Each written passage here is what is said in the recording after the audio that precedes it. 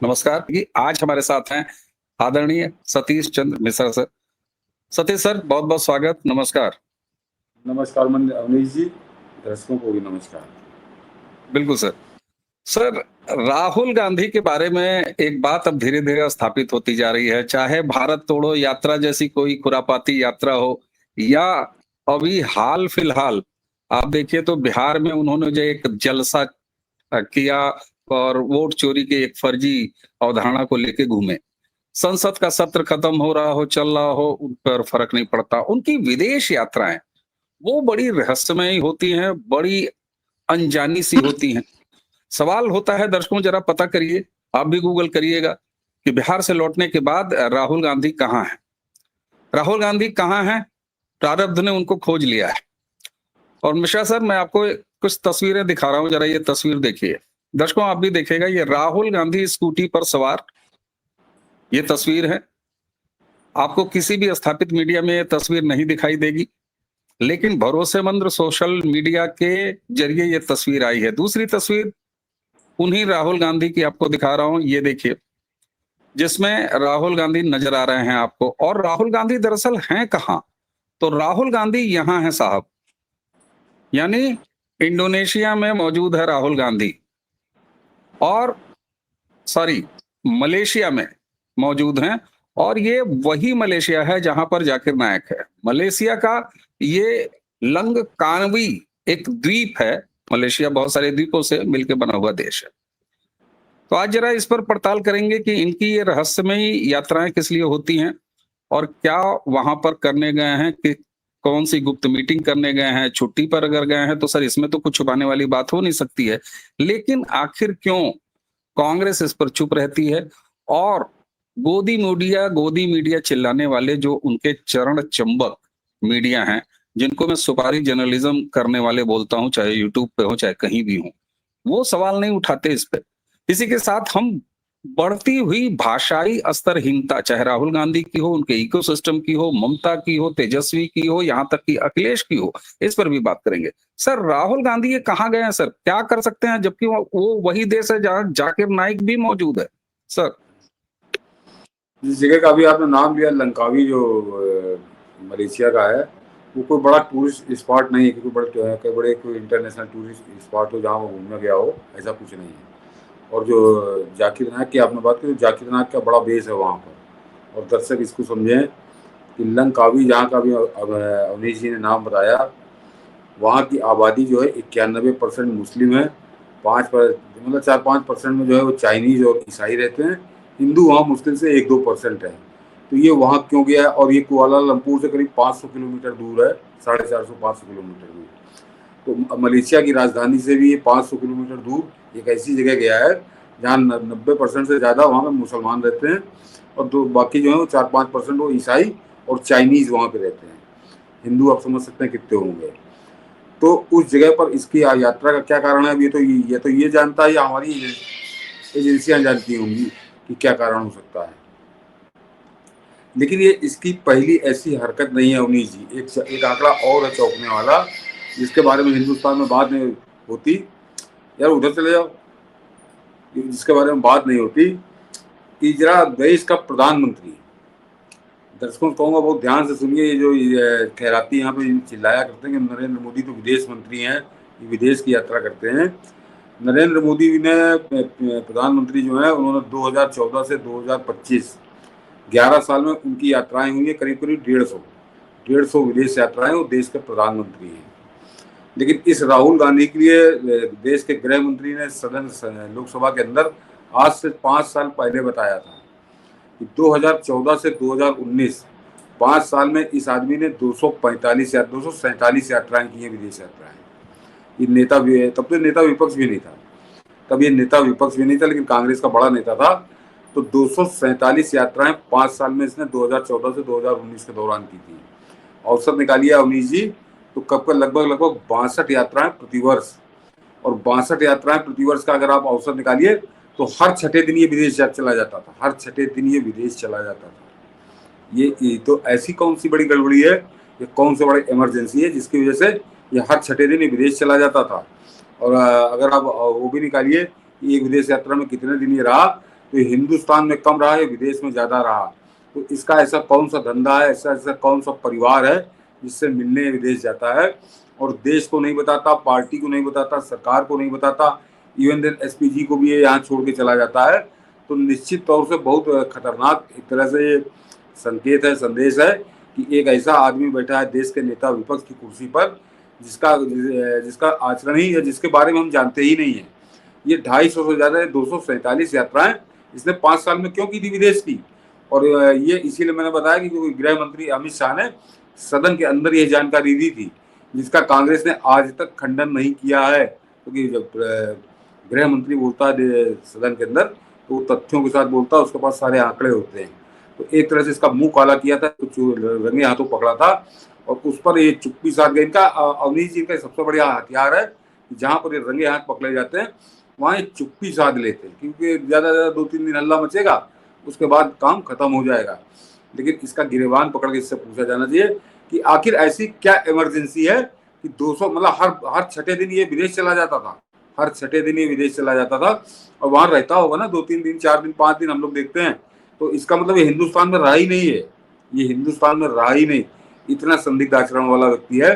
और आज जब मलेशिया की यात्रा की, जिसकी अभी आपने बात की, इसका जब जिक्र आया है तो निश्चित तौर पर ये ज्यादा गंभीर मामला है, क्योंकि वहां पर जाकिर नायक है और 90% वहाँ मुसलमान रहते हैं। लंकावी जहाँ पे मलेशिया के जिस जगह पे गया है और वहां पर जाकिर नायक के भी पदचिन्ह पाए जाते हैं। तो क्या ये जाकिर नायक से कोई ट्यूशन लेने गया है या जाकिर नायक को कुछ संदेश देने गया है कि तुम वहां पर इस तरह का कुछ बयान दो, ताकि वो बिहार का चुनाव जो है वहां पर मुसलमान आबादी जो खासकर जो सीमावर्ती है उनको भड़काने के लिए, उनको आग लगाने के लिए, क्योंकि ये पिछले कई सालों से तरस रहा है इस बात के लिए कि हिंदुस्तान में आग लग जाए। और अपनी इस इच्छा को इसने छुपाया नहीं है। इसने बाकायदे इंग्लैंड में जाकर कहा था कि हिंदुस्तान में पेट्रोल छिड़का हुआ, केवल दिया सलाई दिखाने की जरूरत है। क्या वो दिया सलाई थमाने गया है जाकिर नायक को, क्या करने गया है, इससे पूछा जाना चाहिए जब ये लौट के आए तो। बिल्कुल सर, पूछा तो जाना ही चाहिए। अब यहाँ पर ज्यादातर आम जन के मन में ये सवाल उठता है कि राहुल गांधी इतनी गुप्त और रहस्यमयी विदेश यात्राएं करते हैं, ऐसा हो ही नहीं सकता कि सरकारी एजेंसियों और हमारे डिपार्टमेंट्स की नजर इसमें ना हो। तो आखिर ये सवाल मीडिया में पूछे जाने से बेहतर हमारी एजेंसियां इस पे काम क्यों नहीं करती, या एक ये तरीका है एजेंसियों का, पता सब रखती हैं और जब समय आएगा तब ये कार्रवाई करेंगी? क्योंकि ये आम जन के मन में बड़ा सहज उठता है सर। नहीं, बिल्कुल सही सवाल है और आम जनता के मन में भी बिल्कुल सही सवाल है ये कि 250 यात्राएं इसने की और केंद्र सरकार इस पर क्या कार्रवाई कर रही है। तो देखिए, पहला तो एक तो सीधा सीधा सवाल जवाब ये है इसका कि आपके विदेश जाने पर रोक नहीं है। आप आपके पास इसके बाद तो पॉलिटिकल वाला होगा, क्या बोलते हैं उसको, वो पासपोर्ट, तो इसको वैसे कुछ विशेष छूट होगी। तो विदेश जाने पर छूट नहीं है, 250 नहीं 2500 बार जाए क्या फर्क पड़ता है, सरकार को कोई फर्क नहीं पड़ता, टिकट कटा के जाता है, हो आता है। लेकिन वहां पर किनसे मिलता है ये सरकार के पास जानकारी निश्चित तौर पर है। तो वो लोग जो जिनसे मिलता है उनसे मिलना क्या अपराध है, क्या वो अपराध की श्रेणी में आता है या इस पर कोई केस हो सकता है, ये या तो सरकार जानती है या राहुल गांधी जानता है या वो आदमी जानता है जिससे राहुल गांधी जाके विदेशों में मिलता है। तो ये एक ऐसी गुत्थी है कि जिसका जवाब सरकार ही को देना चाहिए। अवनीश जी, ये ड्यूटी इस देश के विपक्ष की है, मैं कांग्रेस की बात नहीं कर रहा, और भी वहां पे कम से कम 150 सांसद जो हैं वो विपक्ष के बैठे हैं, वो क्यों नहीं पूछते सरकार से कि राहुल गांधी की 247 यात्राओं पर कोई आपत्ति नहीं, 5 साल के जो 2014 से 19 की, जिसका जवाब दिया सरकार ने कि ठीक है 247 नहीं और ज्यादा बार जाए, लेकिन वहां पर किन लोगों से मिलता है, क्या वो लोग देश के लिए घातक है या देश के ब्लैक लिस्ट में है, क्या ऐसे किसी आदमी से इसकी मुलाकात हुई, सरकार को जवाब देना चाहिए। सरकार ये नहीं कह सकती कि हमको नहीं मालूम, और अगर आपको नहीं मालूम तो फिर ऐसे अनजान आदमी के बारे में, जिसके बारे में आपको मालूम नहीं है, वो देश के नेता विपक्ष की कुर्सी बैठा है, तो आप तो देश को खतरे में झोंक रहे हो। तो इस ये जो सवाल है आपका, इसमें केंद्र सरकार भी कटघरे में है। और बिल्कुल सर, और ये पूछा जाना चाहिए, निश्चित तौर पर पूछा जाना चाहिए। क्यों? क्योंकि ये विदेशी धरती पर जब गया है बंदा, तो पब्लिक डोमेन में जो इसने जहरीले बयान दिए हैं, तो अगर कोई व्यक्ति सार्वजनिक रूप से इतना जहर बो सकता है, तो वो बंद कमरों की मीटिंग में क्या कर सकता होगा। और जब बांग्लादेश में अनरेस्ट हुआ और बांग्लादेश में शेख हसीना की सरकार गई, ठीक उसके साजिशकर्ता दूसरी पार्टी के नेता के पुत्र से ये आदमी मिल रहा था। और उसकी भी तस्वीरें सामने वायरल हुई। तो निश्चित तौर पर ये भरोसा तो किया जा सकता है कि एजेंसियां इस पर नजर रखी हैं। सर, तीसरी बार चुनाव हारे हैं राहुल गांधी और उनका इकोसिस्टम। अब धीरे-धीरे ये लगने लगा है कि कहीं ऐसा तो नहीं है, राहुल गांधी को ये भरोसा हो गया है कि कम से कम चुनाव के ज़रिए हम नरेंद्र मोदी को नहीं हरा सकते, उनकी सत्ता को हम हटा नहीं सकते।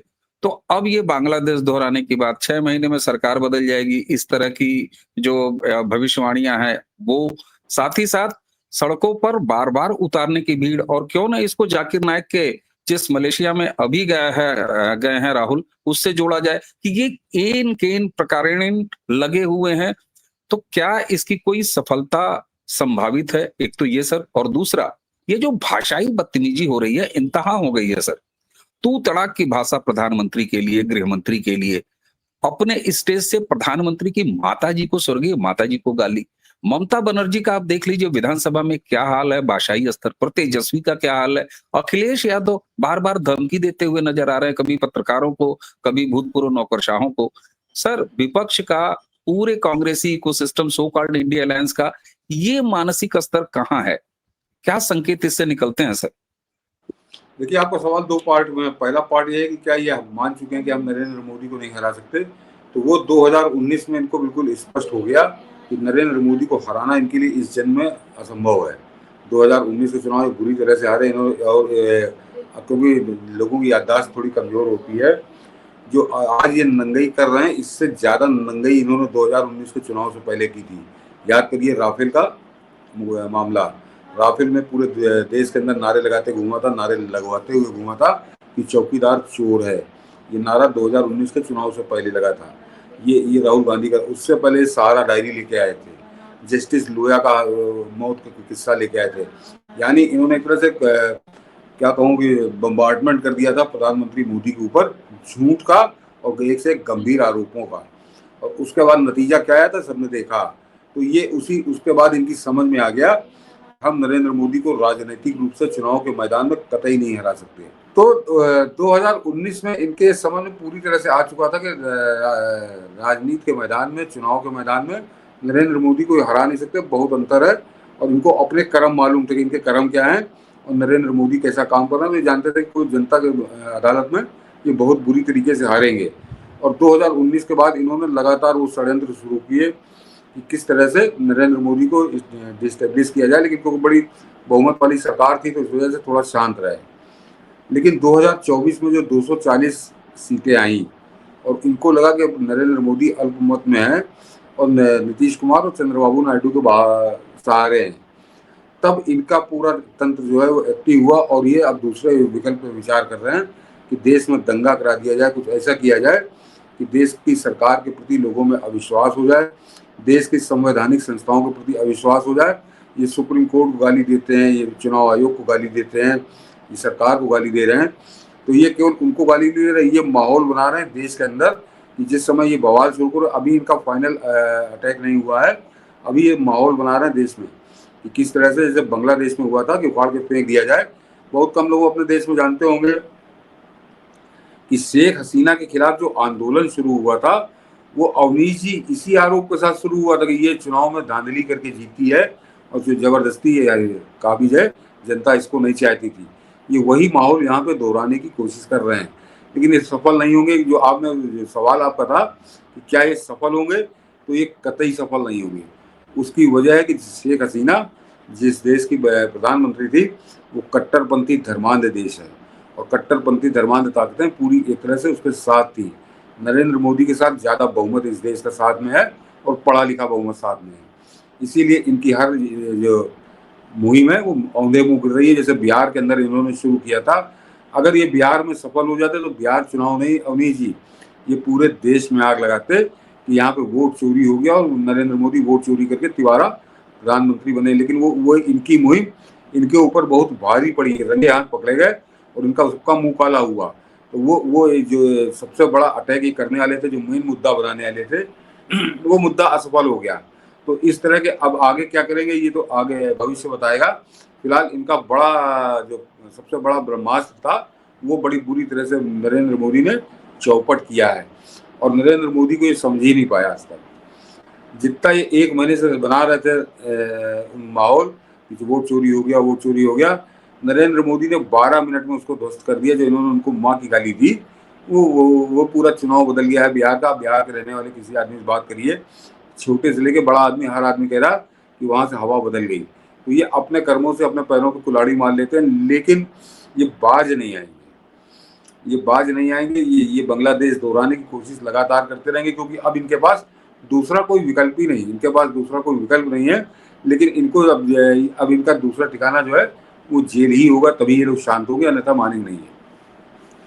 अच्छा सर, भाषाई बदतमीजी की जो मैंने बात की, चाहे राहुल गांधी हो, चाहे अखिलेश हो, तेजस्वी हो, यहाँ तक कि ममता बनर्जी, क्योंकि एसआईआर है वहां भी जा रहा है, क्या राहुल गांधी को अपनी अपनी माता की गिरफ्तारी ये साफ तौर पर दिखाई दे रही है? राजनीतिक हार तो अलग बात है, क्या ये डर उनको जबानी बदतमीजी के लिए मजबूर कर रहा है, या एक्चुअल चरित्र कांग्रेस और विपक्ष के डीएनए का यही है? देखिए, ये जो भाषाई बदतमीजी शुरू हुई है नरेंद्र मोदी के लिए बहुत अपमानजनक, बिल्कुल सड़क छाप गुंडा नहीं, सड़क छाप लुच्चा जो होता है, उस तरह की भाषा जो इस्तेमाल हो रही है, ये कोई अचानक नहीं हो रही है अवनीश जी। ये इनकी सोची समझी रणनीति है, उसके तहत ये भाषा इस्तेमाल की जा रही है, क्योंकि ये देश की जनता में नरेंद्र मोदी के प्रति अविश्वास पैदा करना चाहते हैं, सम्मान खत्म करना चाहते हैं। तो इसका सबसे सरल तरीका होता है कि उस आदमी को आप संबोधित बड़े बदतमीजी से करना शुरू कर दीजिए। किसी आदमी से बाजार के अंदर आप बदतमीजी से बात करेंगे, 4 आदमी उसको स्वतः रूप से गिरी निगाह से देखने लगेंगे, और वो काम इन्होंने जानबूझकर शुरू किया है। देखिए, ये इतने अक्लमंद या इतने साइकोलॉजी को जानने वाले लोग नहीं हैं, कोई ऊपर बैठा मास्टर है जो इनको गाइड कर रहा है कि तुम नरेंद्र मोदी के खिलाफ ये भाषा इस्तेमाल करो, तो जनता में ऐसे ही इस आदमी के प्रति सम्मान नहीं रह जाएगा, सम्मान नहीं रह जाएगा तो विश्वास नहीं रह जाएगा। तो ये इस रणनीति के तहत ये गाली बक रहा है। और वो जो आपने बात की कि तू तड़ाक से करते करते अब ये माँ बहन की गालियां देने लगे, तो एक खैराती है जो कांग्रेस के बड़े पैर दबाता है, उसका जो मनीष जी, अवनीश जी, में देखिए मैं मनीष जी बोल जाता हूँ, अवनीश जी, वो जो उसका मैंने ट्वीट देखा तो मेरे कान खड़े हुए। उसने ट्वीट में लिखा था और मैं समझ गया कि यार ये क्या रणनीति है कांग्रेस की। कहें देखिए, नरेंद्र वो एक तरह से फेवर में कर रहा था, उसने लिखा कि नरेंद्र मोदी को माँ की गाली देना ठीक नहीं है, और इसका विरोध, भाजपा को विरोध नहीं करना चाहिए, क्योंकि विरोध करने से इसकी चर्चा हो रही है। जब चर्चा हो रही है तो पूरे देश में लोग जान रहे हैं कि नरेंद्र मोदी को माँ की गाली दी गई, जिससे जो है नरेंद्र मोदी का सम्मान खत्म होगा, नरेंद्र मोदी के प्रति विश्वास खत्म होगा, और नरेंद्र मोदी का डर खत्म होगा। तो वो जो नहीं हो रहा, उसको वो अपने ट्वीट के जरिए बड़ा गिरगिट की तरह, क्योंकि वो मोहर लगा हुआ सांड है कांग्रेस के, तो वो कोई बड़े सद्भावना वो नहीं कर रहा था, वो एक तरह से उस एंगल को भी शामिल कर रहा था। तो वो मैं समझ रहा हूँ, पहले से जान रहा हूँ कि इनकी ये रणनीति है कि नरेंद्र मोदी को करते करते जब इनको लगा कि तू तड़ाक से बात नहीं बन रही, तो ये माँ बहन की गाली देने पे उतर आए। अब वो भारी पड़ रही है इनके ऊपर, ये इनके कर्म है। तो ये है इनकी रणनीति। तो इसलिए गंदी भाषा, उलट भाषा का इस्तेमाल कर रहे हैं, जैसे देसी शराब के ठेके में कुछ शराबी पी के निकला हो, ये उस तरह की बातें कर रहे हैं। ये राजनीतिक आदमी की तो भाषा हो ही नहीं सकती। बिल्कुल नहीं हो सकती सर। ममता बनर्जी को कौन सा डर सता रहा है सर? वो लगातार जीत रही हैं। नरेंद्र मोदी जैसे ताकतवर भारतीय जनता पार्टी के पास नेता हैं, उसके बाद भी वो लगातार जीत रही हैं, फिर भी वोट चोरी, वोट चोरी। विधानसभा में तो ऐसा चिल्लाना शुरू की जैसे हिस्टीरिया का दौरा पड़ गया है। बिहार के बाद एसआईआर वहां जा रहा है। क्या ममता बनर्जी को ये पता लग गया है कि दीदी के साथ अब बड़ा खेला हो रहा है, और उनके जो पाले गए बांग्लादेशी रोहिंग्या वोटर हैं, अवैध वोटर हैं, मजहबी वोटर हैं, उनका काम अब लगने वाला है? बिल्कुल यही कारण ही है, क्योंकि एसआईआर जो बिहार के अंदर हुआ और उससे 65,65,64,हजार, यानी कि आप 66 लाख लोगों को मान लीजिए, 66 लाख लोग वहाँ पकड़े गए जो फर्जी रूप से दर्ज थे वोटर लिस्ट में। तो अब वो प्रक्रिया, क्योंकि अगला चुनाव समझिए बिहार का है और बंगाल का है, तो वहां पर शुरू होगी। और तो चुनाव आयोग ने स्पष्ट कर दिया कि अब पूरे देश में एसआईआर एक साथ होगा, तो निश्चित बंगाल भी जाएगा उसमें। और ये अभी आने वाला परिणाम बताएगा अवनीश जी, कि लिख के रख लीजिए कि जैसे 66 लाख लोग यहाँ निकले हैं बंगाल, बिहार के अंदर, बंगाल में इससे ज़्यादा बड़ी संख्या में निकलेंगे। और वहाँ पे 33% मुस्लिम है, और मुस्लिम बांग्लादेशी किस तरह से बसाए गए हैं, ये कलई खुलेगी। तो ममता बनर्जी भविष्य की देख के अभी से वो हल्ला मचाना उसने शुरू कर दिया है ताकि एसआईआर के खिलाफ वो वहाँ पे माहौल बना सके। लेकिन फिलहाल बिहार में जिस दृढ़ता का परिचय दिया है चुनाव आयोग ने और खासकर केंद्र की सरकार ने, उससे लगता नहीं उसकी दाल गलेगी, लेकिन वो चिल्लाएगी तो वही है। और वो हो सकता है बिहार में जो काम नहीं हो पाया वो काम हम बंगाल में देखेंगे। वो हिंसक प्रदर्शन करेगी, हिंसक विरोध करेगी और हो सकता है दंगे कराएगा वहाँ पे इस एसआईआर के खिलाफ। बिल्कुल सर। अच्छा सर, चलते चलते अब ये भूकंप राहुल गांधी का आया, सबने देखा, हम लोगों ने भी देख लिया, फिर परमाणु बम फूटा वो भी देख लिया। अब ये सर हाइड्रोजन बम वाली जो बात कर रहा है बंदा, तो पहले नाम काट दिए गए, इस बात का हल्ला कर रहा था। अब कह रहा है कि साहब इतने सारे नाम जो है वो काटे जाने चाहिए। ये कौन सा कन्फ्यूजन है? ये जो हाइड्रोजन बम की बात राहुल गांधी कर रहा है। अवनीश जी, हम लोग बचपन से सुनते चले आए हैं कि सच बोलने में कतई मेहनत नहीं करनी पड़ती, कुछ याद नहीं रखना पड़ता। जो सच होता है वो चाहे आज बोलिए चाहे 10 साल बाद बोलिए, लेकिन जब झूठ बोलना होता है तो झूठ बोलने के लिए बड़ी मेहनत करनी पड़ती, बड़ी याददाश्त मजबूत रखनी पड़ती कि पहले हम कह के क्या आए हैं। तो वो इसके साथ हो रहा है। ये केवल जनता को डरवाने के लिए ये तरह तरह के प्रयोग कर रहा है, ऊट पटांग प्रयोग कर रहा है। तो अब ये हाइड्रोजन बम लेके आ गया, कोई फर्क नहीं पड़ता है। कायदे से मेरा अपना मानना है कि राहुल गांधी का खेल खत्म, तो हिंदुस्तान की राजनीति से राहुल गांधी का खेल खत्म। और अभी तो अपने लखनऊ में एक अदालत में जो मुकदमा पड़ा है, उसके बाद एक तरह से आधिकारिक तौर पर उसका खेल खत्म हो जाएगा, जो उसकी नागरिकता को लेकर पड़ा है। और संभवतः इसीलिए वो बहुत ज्यादा बिलबिलाया हुआ है इस समय कि ऊट पटांग बातें कर रहा है, एटम बम फोड़ दूंगा, हाइड्रोजन बम फोड़ दूंगा। ये बताइए, पॉलिटिकल फील्ड में इस तरह की बातें करना, तो वो अपना मानसिक संतुलन खो चुका है। क्योंकि उसको तो मालूम है कि वो नागरिक कहाँ का था, वो इंग्लैंड का नागरिक था, उसने कैसे वहाँ पे इनकम टैक्स रिटर्न भरा, कंपनी के अपने कागज जो जमा किए। तो ऐसा तो है नहीं कि राहुल गांधी नहीं जाने, वो जानता है कि जितने दिन बचा रहा यही उसकी बस किस्मत है। बिल्कुल सर। और अपनी हरकतों से एक आखिरी बस उसका जिक्र कर लें आपके साथ, अपनी हरकतों से खुद टोटी चोरी जैसा जो एक चस्पा है उनके ऊपर, मैं अखिलेश यादव की बात कर रहा हूँ। सर हर किसी को धमकी दे रहे हैं। बीते दिनों उन्होंने जो है कहा कि ये टोटी चोरी वाला शब्द मेरे ऊपर चिपकाया, और एक भूतपूर्व नौकरशाह जो कि योगी जी के सलाहकार भी हैं, उनको कह रहे हैं, जब तब कह रहे हैं धमकी, बिल्कुल सस्ती धमकी जैसे सड़क के लड़के देते हैं, सड़क के मवाली देते हैं। अखिलेश क्या अब वाकई ये जान चुके हैं कि उनकी इमेज कायदे से अब पहचानने लगा है उत्तर प्रदेश? क्योंकि मुख्यमंत्री जी भी कहते हैं लाल टोपी का मतलब गुंडा। नहीं, ये आपका गंभीर सवाल है कि अखिलेश यादव को मैंने स्टेटमेंट सुना हो तो उसमें उन्होंने बताया कि जब भाजपा आती है विकास नहीं होता, विकास तो समाजवादी पार्टी करती है और भाजपा नहीं करती। उसके बाद उन्होंने वो धमकी भी दी कि टोटी चोरी वाले मैं सबके कागज क्यों लिस्ट बना के रखे हूँ, जो सरकार आएगी ये तो मैं कार्रवाई करूंगा। तो ना नौमन तेल होगा ना राधा नाचेगी। फिलहाल 2027 में तो नहीं आ रहे। लेकिन जरा अखिलेश यादव को आईना दिखाने ये देखिए, हम लोग बोल देते हैं आईना दिखाने का काम जो है भाजपा का है। लेकिन एक पत्रकार के नाते कि जब वो बोल रहा है, सार्वजनिक रूप से बोल रहा है, मीडिया से ही बोल रहा है, तो मीडिया का कर्तव्य है कि जरा जवाब दे इसको कि अखिलेश यादव के बाप, जिनका नाम मुलायम सिंह यादव था, वो इस उत्तर प्रदेश के 7.5 साल मुख्यमंत्री रहे। और अपने बाप के बाद अखिलेश यादव मुख्यमंत्री रहे 5 साल लगातार। यानी दोनों बाप बेटे की सरकार 12.5 साल रही है पिछले 30 सालों के अंदर। ये समाजवादी पार्टी का लेखा जोखा है। और जो इनके साथ घूम रही कांग्रेस ने आजादी मिलने के बाद 40 साल इस उत्तर प्रदेश में राज किया। मैं उत्तर प्रदेश की बात कर रहा हूँ। और कैसा विकास किया था 2017 तक अखिलेश यादव, उनके बाप और उनके साथी कांग्रेस की सरकार ने, ये जरा इतिहास सरकारी पन्नों में दर्ज है। अवनीश जी, 2017 तक उत्तर प्रदेश के आधे घरों में बिजली का कनेक्शन नहीं था। आधे घरों में बिजली नहीं, आधे घरों में बिजली का कनेक्शन नहीं था। जो संख्या दर्ज है, 49% लोगों के यहाँ बिजली का कनेक्शन था। तो आधा उत्तर प्रदेश सूरज डूबने के साथ अंधेरे में डूब जाता था। ये था अखिलेश यादव, इनके बाप और उनके साथियों के 70 साल के विकास का पैमाना। और उससे ज्यादा शर्मनाक था कि उत्तर प्रदेश में 2,63,00,000 गांव थे, जो ग्रामीण इलाके के गांव हैं, घर कह लीजिए, गांव कह रहा हूं मैं, जो गाँव में जो घर थे, ग्रामीण इलाकों के घर, उनकी संख्या थी 2,63,00,000। और आपको ताजुब होगा कि उन 2,63,00,000 घरों में से केवल 5% घर ऐसे थे जहां पर पानी नल से जाता था। अन्यथा वो नदी और कुआं और जोहड़ और दुनिया भर के, यहाँ से बेचारा वो 2.5 करोड़ घर, यानी आप मान लीजिए कम से कम 12-13 करोड़ आदमी ये 2017 में इस तरह से पानी पी रहे थे। ये था अखिलेश यादव, उनके बाप और उनके साथियों का इतिहास, जो 70 साल में उन्होंने उत्तर प्रदेश को कहां से कहां पहुंचाया था। और 2017 से 2025 योगी बाबा को 8 साल हुए हैं।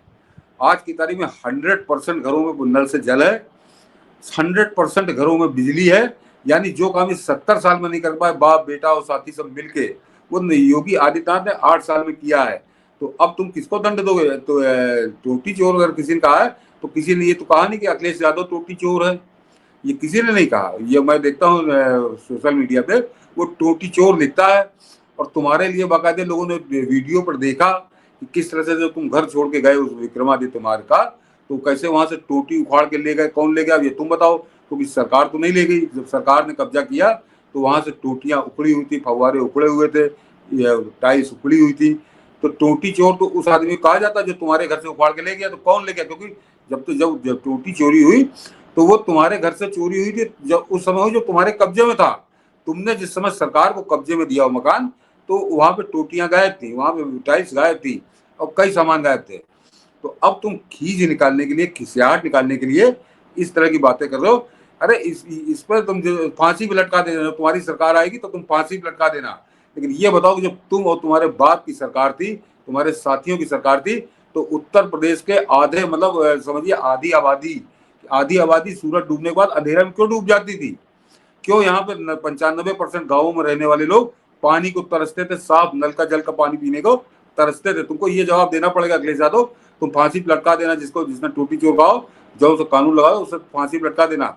और फिर कह रहा हूँ कि याद कर लें कि ना नौमन तेल होगा ना राधा नाचेंगी। बिल्कुल सर। और इसीलिए लगता है वो खींच, और इन्होंने खुद सर बाकायदे 2 टोटियां हाथ में लेके प्रेस कॉन्फ्रेंस किया था, तो उसको तो आपने ऑन किया है। अब ये तो जनता है और टोटियां गायब हैं, तो आपने बिल्कुल सही कहा कि टोटी चोर को बताओ ना कौन है। वो जिम्मेदारी तो अखिलेश यादव की है, क्योंकि उनके बंगला खाली करते समय ये कांड हुआ था। सर ये सारा कुछ खींच है, लेकिन जो बेहद गंभीर बात यह है कि राहुल गांधी के रहस्यमयी दौरे ये खतरनाक हैं, और जो वो सार्वजनिक रूप से जहर बोते हैं, उसके अलावा ये गुप्त रूप से किनसे मिलते हैं। और ये मलेशिया में जाकिर नायक वहां जहां मौजूद हो, वहां एक अनजाने से द्वीप पे राहुल गांधी क्या कर रहे हैं, कांग्रेस को इसका जवाब जरूर देना चाहिए। सरकार तो हिसाब रख ही रही होगी। ममता के बारे में आपने बता ही दिया, एसआईआर और उनका भी अब खेला लगभग सही ठिकाने पर नजर आ रहा है। शाब्दिक बदतमीजी, भाषाई बदतमीजी का क्या कहना, जहां शैतान मौत का सौदागर यहां से सिलसिला शुरू होके और प्रधानमंत्री की माता जी की गाली तक आया। सर कई सारी तरकारियां मैंने आपके सामने विषयों के रूप में रखी, जिसको आपने एक अच्छे कैनवस पे समेटा। इसके लिए आपको बहुत बहुत धन्यवाद। दर्शकों, सतीश सर के साथ जब हम बात करते हैं तो मेरे पास जितना कुछ होता है मैं झोंक देता हूं, और सर उसको एक पिरो के एक ऐसी चर्चा की माला तैयार करते हैं जो आपके सामने प्रस्तुत है। बातचीत सर के साथ कब बंद किया जाए मुझे ये नहीं लगता, लेकिन समय की मर्यादा है, सर की भी व्यस्तता है। सर आपको बहुत बहुत धन्यवाद। दर्शकों, इसी के साथ आज की ये चर्चा समाप्त करेंगे। मुझे और आदरणीय सतीश चंद्र मिश्रा सर दोनों को आज्ञा दीजिए। नमस्कार, प्रणाम।